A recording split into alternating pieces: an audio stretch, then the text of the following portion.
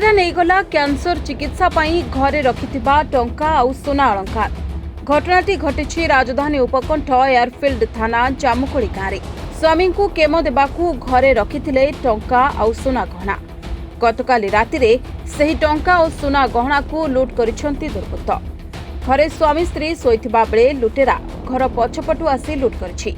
दुईटी बड़ हार, मंगलसूत्र, 4टी मुदी, चेन, 4 हल बाहुटी, सोना चूड़ी, नगद 80,000 टंका लुट होइछि।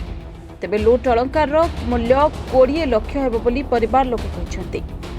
एयरफील्ड थाना रे अभियोग परे घटनास्थल रे पुलिस सीसीटीवी जांच करबा सह साइंटिफिक टीम और डॉग स्क्वाड नहीं तदंत आरंभ करिछि। कबड़ ताला बना थिला खुला थिला माने खिड़िन दिया थिला खिड़िन खुलासु टाइट एलाम गुले एडे सु टाइट त खुलासु सब लाइट लगला सब मेला लागी देखलासु सब जाईची सुना गणा सब जाई। दीटा हार गोटे चेन मुदी 4टा कानर 2 हळ पाउच 2 हळ पुंतरे बाहुटी 6 आउ जो बाघ दांत बळिया सी गोटे खडू टाइप रे किछि जाईची। भुवनेश्वर कैमरा पर्सन सेलुंक सह सरोज राउत को रिपोर्ट, रिपोर्टर्स टुडे।